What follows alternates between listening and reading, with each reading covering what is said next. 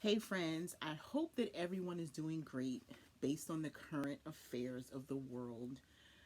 It's really important for me to just let you know how much I love you and also to tell you, as I've been posting, to just rely on your instinct, the instinct of your family, and try to focus on what's going on in your own home. Truly, truly, that's the only thing you can control, honestly. Stop watching the news, and if you do, look at the news from respectable healthcare and scientists. Don't let the politics get involved. If you have anxiety, turn off the TV. If you're already in a house, nothing's going to change. So please, please don't get yourself, into an anxiety situation or get yourself depressed. You can only focus on you. That's how I've lived my life since I was an adult. I can only control me, my environment, taking care of my children. I could be scared and like really stressed out now because my son is in South Korea. It's really a lot going on there. They're wearing gas masks to clean up the base and the office that he works in and everything. But I can't. I have straight up faith. I go out every day and just live. I wake up every day and I'm thankful. I can't tell you what to do, but all I can do is send you a little bit of who I am. The Piece of Leslie. That's all I can do. So, really quick, I'm going to go through this really fast. If you haven't listened to the podcast, check it out. Catch up. I have 142 episodes. That would be great if you listen. 143, actually. But I want to go through what I talked about yesterday. 25 things to do if you're stuck in a house. So, I'm going to pretty fast. Get a pencil out, replay it. And yeah, I haven't done a video in a while, so I just wanted to jump on. And I'm going to go through these really quick. The first one, especially this is reselling business, you can relate it however you want, but a lot of this is based on because we're a resellers community. Number one, remove stale items. Okay, take all the old items out of your stores, no matter where you sell, whether it be eBay, Poshmark, Depop. Take them out of there. Okay, if they're not selling, why are they there? Two, comp items. So if you're removing stale items and the items that you want to keep, comp the items that you want to keep. If at some time you lowered the price, bring the price back up, relist it. Come on now. Relist the item is number three. So take that item after you've comped it and relist it. Four, take new photos. This is the perfect time to take brand new photos. If you have 500 items in your closet or your store and you've been selling for about a year and you forgot about those items, go back through and retake the photos after you've comped them. Retake the photos and relist. Five, review listings. That's your titles, your descriptions, update everything. If you were a person back in the day that didn't put descriptions in, I encourage you to add description.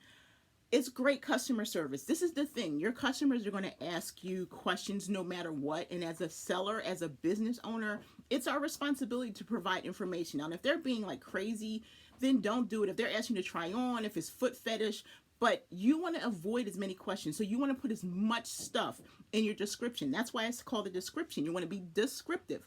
You want to indicate what the item, the length, the width, the height, if it stains, if it's holes, you want to let your customer know. If you can describe what it feels like, remember, they're visual. You have the item. So you have to pretend like you're a buyer. You've been a buyer before.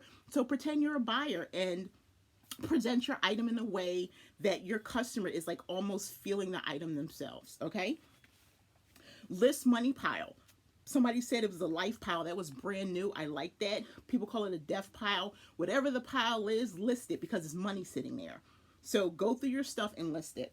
Seven, organize your inventory. If you, again, have been selling for a long time and you used to just throw your stuff into bins, now it's time to organize, add numbers, create a lettering system. Whatever you want to do, organize your inventory. Eight, clean your office or your working space. Like this week, I'm focusing on my office because it is junky behind me. It is junky. So I'm going to clean it. Doesn't matter how big your space is. I used to work from my bedroom, and because my husband and I slept in there as well, I had to really maintain it. My office, I'm a little bit more lax because as long as I'm not falling over top of anything. So every 2 or 3 weeks, I clean it. Clean your office or your working space. 9, delete old computer files. Anything that's going to slow your computer down, whether you work from a desktop or a laptop. I work from a laptop, a Dell.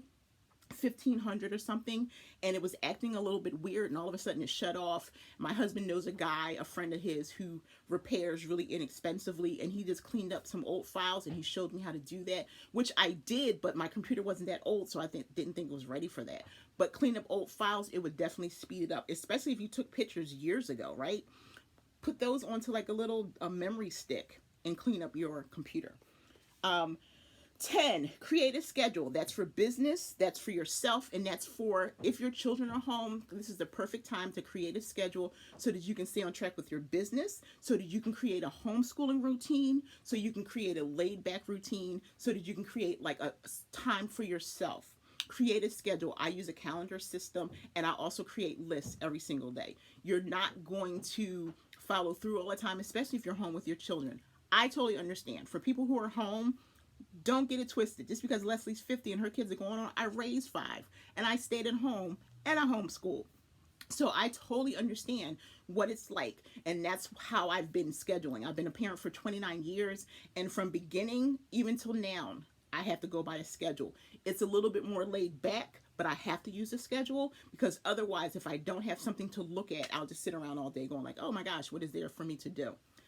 11, educate yourself with a new platform. If you're currently only selling on Poshmark or you're currently only selling on eBay and you want to diversify your income, especially now, if you depend on this income or if you have to stay home from work or whatever, this is the perfect time to add something on. There are too many platforms for you to mention. You can purchase my ebook, The Reseller Survival Guide.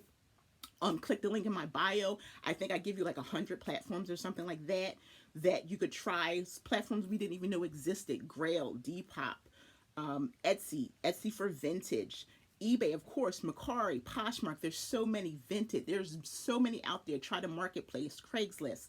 Try it. Diversify and see what you can sell. Because if Poshmark is slow, try something else. 12, plan out your social media for like a month if you can. People are getting, really distracted by looking at everything that's on Instagram and social media. But if you use it as an extension of your business, please don't stop. Just be careful and mindful of what you're looking at. If you create enough content, like taking a whole bunch of pictures and creating a lot of captions and creating a lot of stories, then every day, just post it, look for a little bit, and you're done. Okay, same thing applies. Number 13, tape your YouTube or your podcast or any videos 2 weeks out. Change your shirt, do 3 YouTube videos in a day. Create podcasts, create 3 or 4 episodes in a day. Bam, you're done. And then release them so that you're not stressed. That's what I do. 14, if you are missing socialization like Posh and Sips, host a virtual party. That's what I do. I have a group. It used to be a Facebook group. Now it's just a chat group. Once a month, we have our virtual parties. I might boost it up. It depends. But if you're used to, somebody contacted me yesterday about a mommy's party, Zoom, FaceTime, go for it. 15, catch up on old TV shows, Netflix, Hulu, there you go. Binge watch. Learn a new skill like a language, how to edit videos, graphics. That's what I'm working on. Just about everything I'm talking to you about, I'm working on myself. 17, clean your house. I know mine needs to be clean. 18, teach what you know. If you're a teacher and you're out of school, teach what you know. Even if you're not a teacher and you have a skill set that you know a lot about, teach it. 19, turn your hobby into a business. I used to be a baker, which I still am ServSafe certified, so I can work in any bakery. And I used to be a crochet designer. Taught myself for the most part how to crochet, turned that into a successful business. I ran that for 8 years. You can do the same thing. Artists, piano player, whatever. Teach, turn it into a business. Self-care, take care of yourself. That's number 20. 21, read books. I read books every single day. 22, make time with family. Really important. I wish all my children were around. My son's in South Korea. Again, I have 2 daughters home, so I wish that all my children were here sometimes. So spend as much time as your family. I'm really spending time with my husband. He and I work together. We're always spending time together, and I make it a really big effort to date my husband. 23, learn a new recipe. 24, write a book or create some digital products. And 25, be thankful. You woke up this morning, be thankful for this life. It's really important that we appreciate what we have. Do not get distracted by the world. Friends, I love you so much. I appreciate you. I do. Find peace, practice faith, Help other people. That will distract you from focusing on your situation. Take care. I love you much.